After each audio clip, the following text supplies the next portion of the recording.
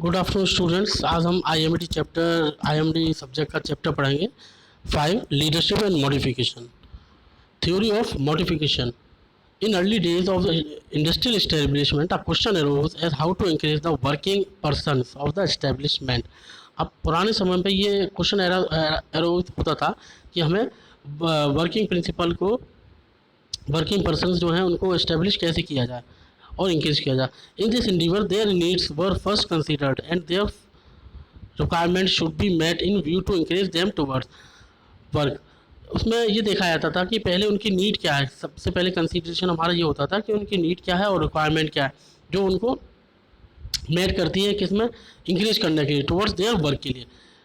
These principles were called the theories of modification. ये principal जो होते थे उसमें थ्योरी ऑफ मॉडिफिकेशन कहा जाता है। In this direction Maslow first presented his theory. अब इस डायरेक्शन में मैस्लो ने अपना थ्योरी प्रेजेंट की थी।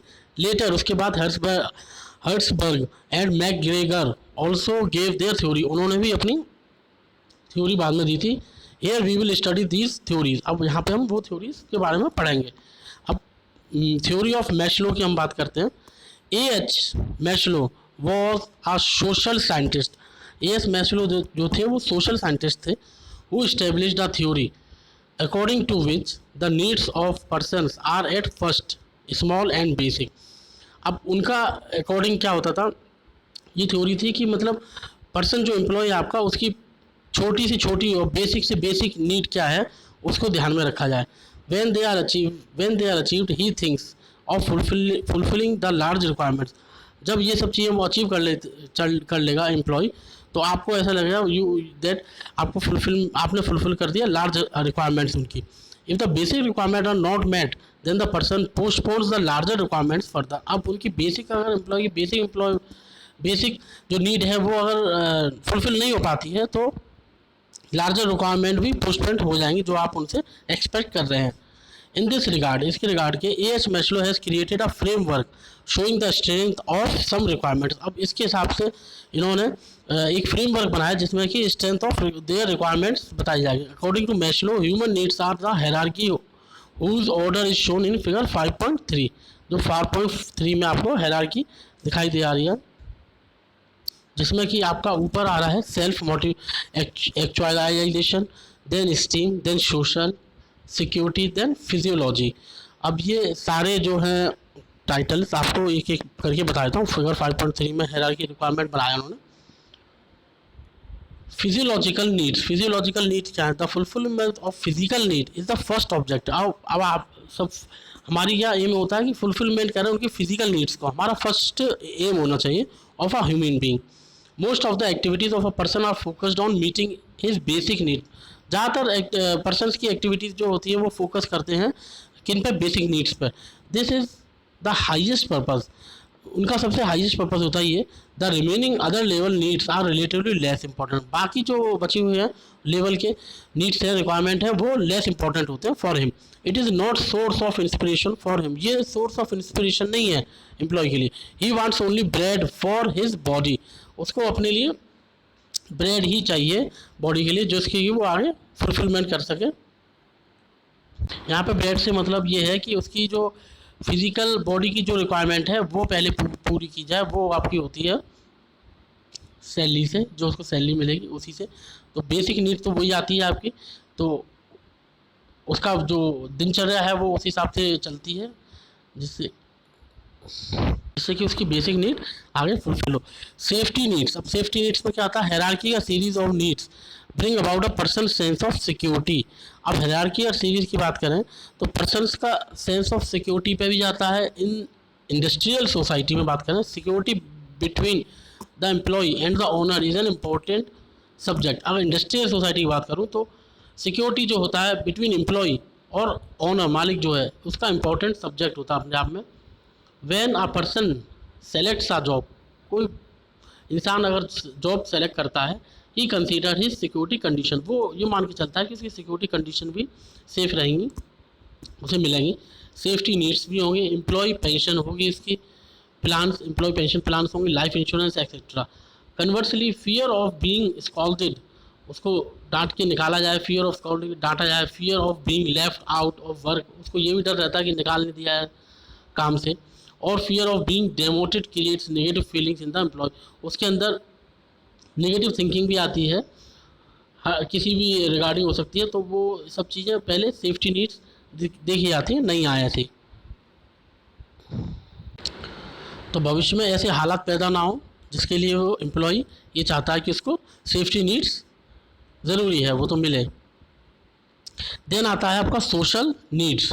सोशल नीड्स में when the first two needs of the hierarchy requirements are met, जब ये शुरुआत की रिक्वायरमेंट है हायरार्किकल जो आपका डायग्राम बना हुआ है फिगर, वो मिल जाते हैं, जैसे कि आपकी फिजिकल नीड हो गई, सेफ्टी नीड, दोनों जब हो जाते हैं, then the social needs become important, तब सोशल नीड इंपॉर्टेंट आती है। Man is a social animal, man जो है सोशल एनिमल है, he wants to associate himself with such group, वो अपने ग्रुप में, जो ग्रुप है सोशल का, उसमें भी रहना चाहता है। Thus he wants to form purposeful relationship, कोई पर्पसफुल रिलेशनशिप सोसाइटी में बनाना चाहता है।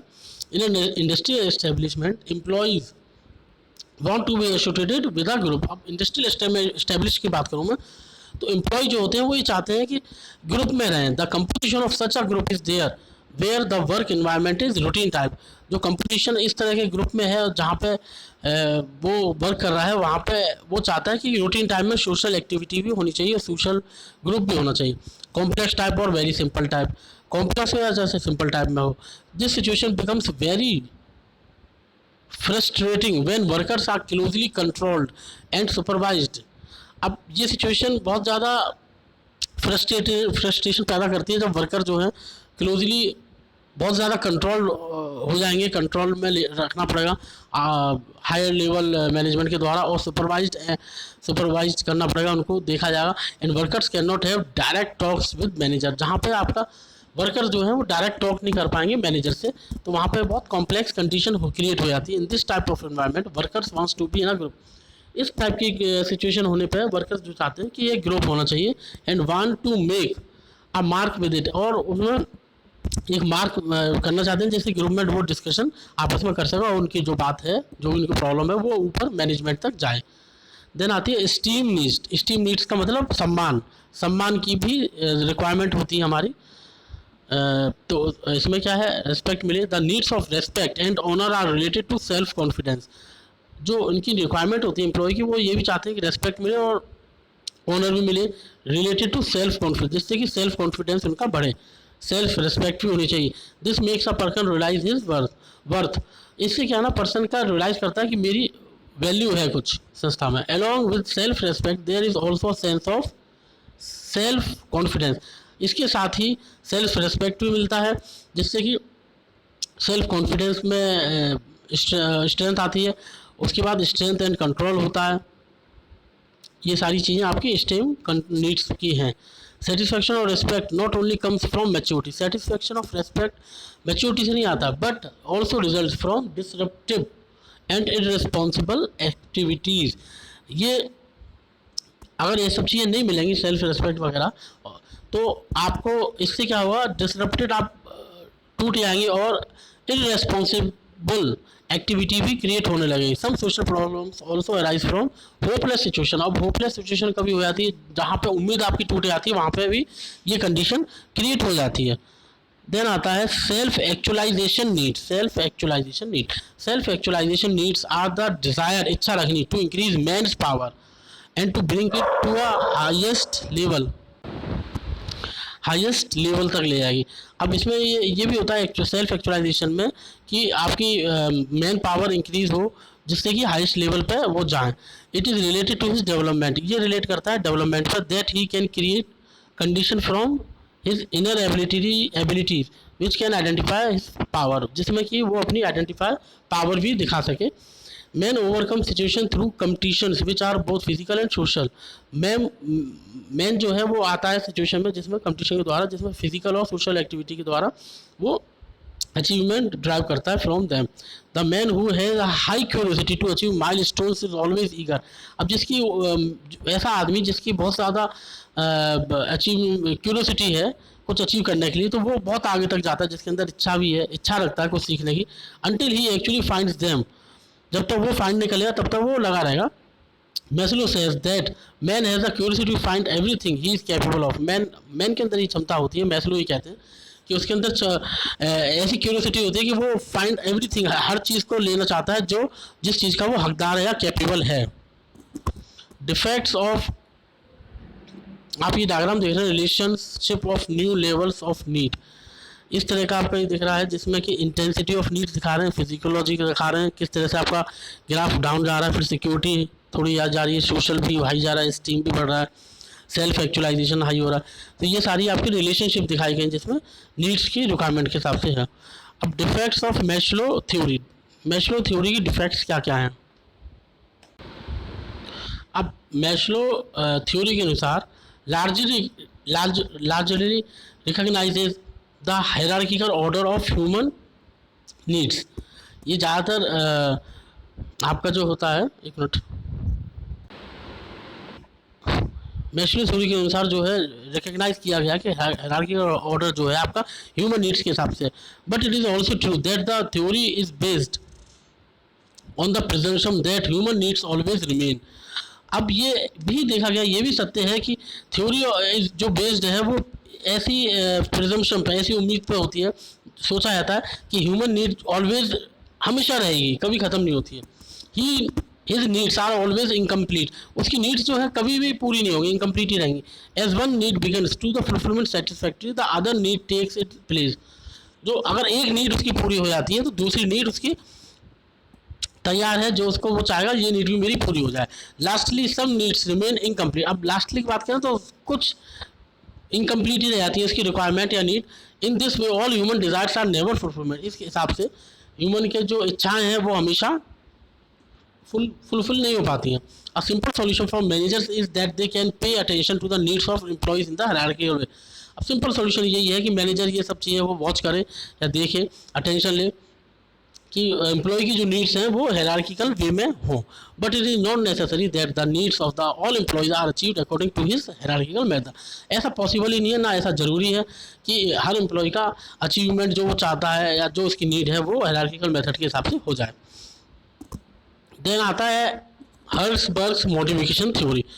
अब based on the survey conducted on engineers and accountants, engineer और अकाउंटेंट्स के द्वारा ये सर्वे किया गया है, Frederick Herzberg in 1959 design two factor model, उसने टू मैटर मॉडल तैयार की थी मॉडिफिकेशन पे। In this theory two types of categories of needs, दो टाइप की नीड्स थी इसमें are given which are completely different from each other and also independent. वो दोनों एक दूसरे से अलग थी और इंडिपेंडेंट थी एक दूसरे से, जो उनकी डिफरेंट लेवल की टाइप की वो थी आपकी मॉडिफिकेशन। पहला था हाइजीनिक फैक्टर्स, दूसरा है मॉडिफिकेशन फैक्टर। अब ब्रीफ डिस्कशन में बता रहा हूँ इसका।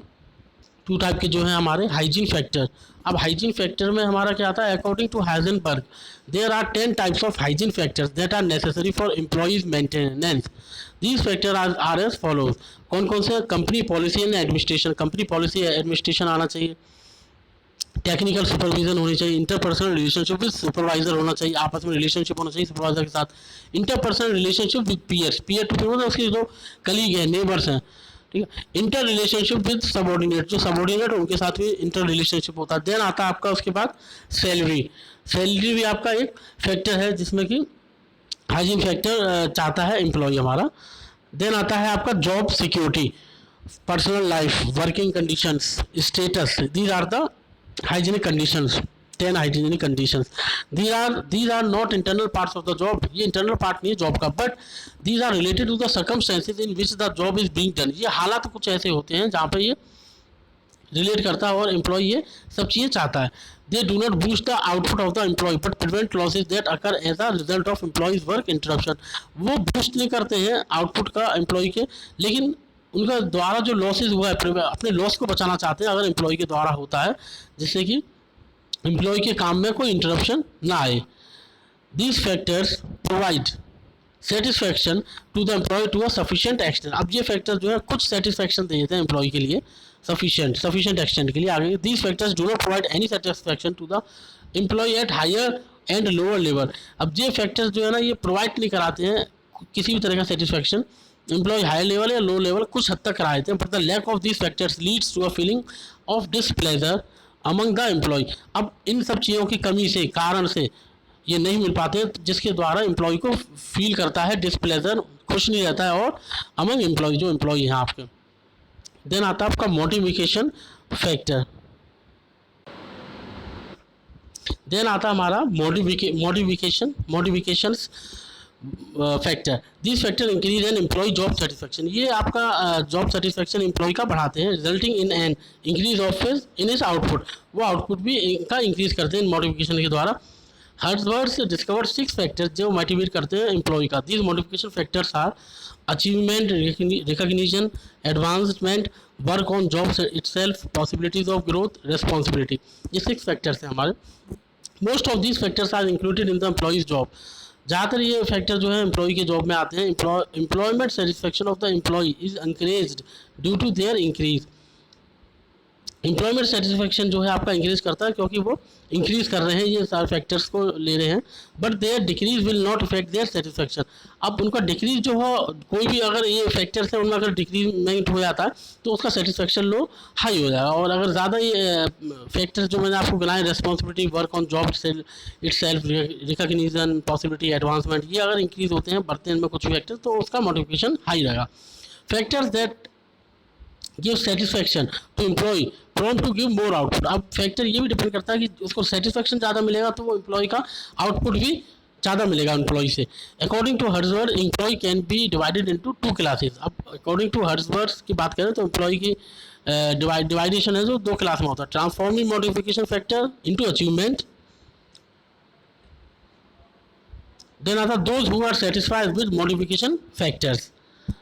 The former employees adopt the, जो पुराने हैं आपके एम्प्लॉय की बात करें, अडोप्ट करते हैं फैक्टर्स दैट प्रोवाइड सेटिस्फेक्शन, जो provide satisfaction, such as progress being achieved and other factors related to jobs. Progress भी होनी चाहिए जो उनको अचीव होने चाहिए हो, और factors regarding to jobs. Other type of employees are satisfied with factors that maintain their jobs such as supervision, work conditions, salary, pay and etc. ये फैक्टर्स भी सेटिस्फाई करते हैं एम्प्लॉय को, जिस तरह से जिससे कि उनको इंक्रीमेंट होता है, सैलरी है, इंक्रीमेंट है, वर्क कंडीशन है, सच एज सुपरविजन। ये फैक्टर्स उनको मोटिवेट करते हैं बहुत ज़्यादा। अब हम डगलस मैकग्रेगर्स मॉडिफिकेशन थ्योरी की बात करते हैं। तो according to McGregor understanding human behaviour and human nature. अब डग मैकग्रेगर जो थे उन्होंने ह्यूमन बिहेवियर और ह्यूमन नेचर को इसेंशियल पार्ट्स रखा जिससे कि वो मोटिवेट हो सके ऑर्गेनाइजेशन में हमारे employees. Human behaviour and human nature are fundamentally different for each person. Human behaviour होता है और ह्यूमन नेचर जो है वो फंडामेंटली बात करूँ मैं तो अलग अलग होता है सबका नेचर और behaviour. This is due to the complexity of the components affecting its behaviour. अब यही कॉम्प्लेक्सिटी आती है कंपोनेंट अफेक्टिंग बिहेवियर में। This assumption was formulated by McGregor on 2 paradox theory which he named theory X and theory Y. Both types of theories are described below. दोनों type की theory जो है वो नीचे बताई जा रही है आपको। Theory X, this is the traditional theory of human behaviour. ये जो है पुरानी टाइप की थ्योरी है जो ह्यूमन बिहेवियर है। In this theory McGregor has considered some assumption. उन्होंने ऐसे मान्यताएं मानी है कि ये इफेक्ट करेंगे बिहेवियर पे। पहला पार्ट है it is the responsibility of the management to arrange the elements of production establishment. ये रेस्पॉन्सिबिलिटी होनी चाहिए मैनेजमेंट की, अरेंज करें एलिमेंट्स ऑफ प्रोडक्शन एस्टेब्लिशमेंट को, such as money, equipments, machines, man power etcetera. ये सारी चीज़ें आपकी अरेंज करेंगे और रेस्पॉन्सिबिलिटी देंगे आपको, और थोड़ा सा आपका ह्यूमन बिहेवियर में चेंजेस आएगा। अब सेकंड पॉइंट हमारा आता है इसमें, this process is appropriate to direct the efforts of the worker. ये प्रोसेस जो है सीधे एफर्ट डालता है वर्कर्स पर, उनके एफर्ट्स भी अच्छे बढ़ाता है, direct efforts to the workers to motivate them, उनको मोटिवेट करने के लिए, to control their options actions, to improve their behaviour उनका इम्प्रूव हो जाता है। Lack of this process of management leads to negative behavior of the workers which is not suited to the needs of organization। अगर इसकी कमी हो जाए, इन सब चीज़ों की कमी हो जाए मोटिवेशन की, तो उससे क्या ना नेगेटिव बिहेवियर आता है वर्कर्स के बीच में, जिससे कि वो ऑर्गेनाइजेशन के लिए अच्छा नहीं होता। In response to this forcing the workers to work. अब इसकी रेस्पॉन्स लेने के लिए अगर मैनेजमेंट ये करे कि वर्कर्स पर फोर्स करे, पनिश करे, कंट्रोल देयर एक्टिविटीज़ करे, give compensation etcetera are done by the management. Compensation दे। तो ये इन सब चीज़ों से भी फ़र्क पड़ता है। तो ऐसा नहीं होना चाहिए कि उनको पनिश करा जाए या उनको फोर्स किया जाए काम के लिए। आप उनसे वैसे बात कर सकते हैं जिससे कि उनका ऑर्गेनाइजेशन पर इफेक्ट ना पड़े, और उनको समय समय पे मोटिवेट करना चाहिए, तो उससे आपका एम्प्लॉय भी खुश रहते हैं। फोर्थ पॉइंट है man's nature is to steal from work and remain innocent. आदमी का ये नेचर ही होता है कि अपने काम से जी चुराना, अपने काम से जी चुराना, काम ना करना, और इनोसेंट और भोला बन के रहता है innocent. He satisfied with doing the least of the work given to him. वो सेटिस्फाइड रहता है कि उसने जो काम कम किया है उसमें भी वो सेटिस्फाइड रहता है। ये सारे पॉइंट्स हैं आपके। अब 8 पॉइंट लेता हूँ मैं सीधे। He behaves like a fool beyond intelligence. वो बिल्कुल बेवकूफ़ बन के रहता है इंटेलिजेंस के सामने, जो होशियार लोग हैं। And makes provocative speeches. बनावटी बातें अपनी करता रहता है वो, जिससे कि वो उनके सामने अच्छा बना रहा है। अब थ्योरी वाई की बात करें, assumptions of Y are expressed McGraw Hill following work. क्या क्या है उसके? A normal person does not have the feeling of dislike towards his work. Normal person जो होता है वो ये इच्छा रखता है कि अपने काम को वो गलत ना बताए, डिसलाइक ना हो, या कोई दूसरा उसको डिसलाइक ना बताए। A person fulfil his objectives on the basis of self control. A person जो होता है वो फुलफिल करता है अपने ऑब्जेक्टिव से उनके किस बेस पे? सेल्फ कंट्रोल पे, सेल्फ डायरेक्शन पे। For which he is contracted, जिसके लिए वो कॉन्ट्रैक्ट किया गया, रखा गया है। Having a dedicated sense of purpose is associated with its result and rewards. अब डेडिकेशन भी होना चाहिए, सेंस ऑफ पर्पस, कुछ काम कर रहा है तो उससे भी उसका रिजल्ट और अच्छा होगा और रिवार्ड भी उसको मिल सकता है। A normal person is able to accept. A normal person जो है एक्सेप्ट करता है ऑब्लिगेशंस को, और बियर करता है, सहता भी है ऑब्लिगेशंस को अंडर अप्रोप्रिएट कंडीशन। जैसे भी हालात होते हैं उनमें वो बियर सहन करता है हर चीज़ों को। तो उससे भी आपका थ्योरी एक्स ये ऐसा शो करती है कि मोटिवेट होना चाहिए। ये भी इससे भी होता है आपका मोटिवेशन। अब कंपैरिजन ऑफ थ्योरी एक्स और वाई को थोड़ा बताया गया है यहाँ पे। थ्योरी ऑफ एक्स ये मेन इंपॉर्टेंट है, अगर देखते हैं हम इंपॉर्टेंट पार्ट है। A person is not interested in doing work. Theory x की बात करें, थ्योरी वाई में बात करें कि पर्सन जो इंटरेस्ट करता है अपने वर्क में। सेकंड पार्ट है a person does not have ambition. इसमें एक्स की बात करें, पर्सन के अंदर कोई एम्बिशन, कोई उद्देश्य नहीं होता उसका। You wants avoid responsibility. वो अपनी जिम्मेदारियों से हमेशा दूरी रखता है। देन आता है आपका सेकंड वाई का बात करें, द पर्सन इज एम्बिशियस। जो पर्सन इसका होता है वो एम्बिशियस होता है, उद्देश्य होता है उसका कुछ ना कुछ, इच्छाएं रखता है और इंटरेस्ट लेता है अपने काम में। Creativity of person is less. X की बात करें तो उसके अंदर क्रिएटिविटी बहुत कम होती है अपने वर्क के लिए, जबकि वाई में क्रिएटिविटी इंक्रीज होती है हर डायरेक्शन में। In this the person is motivated towards achieving low level needs. इसमें क्या होता है, पर्सन मोटिवेट करता है अचीव करने के लिए लो लेवल नीड्स के लिए, लो लेवल नीड्स के लिए। और वाई की बात करें तो इसमें अचीव करता है हाई लेवल नीड्स के हिसाब से। फिफ्थ पॉइंट आता है person have self motivation. Self motivate करता है अपने आप को ही, वो बताता है कि मैंने बहुत अच्छा काम किया, जबकि he wants to be control from outside and needs to be supervise closely. जबकि वो चाहता है he wants to be control from outside से होना चाहिए and needs to be supervise closely, supervision भी होना चाहिए क्लोजली। इन और वाई की बात करें, in this situation individually are automatically guided.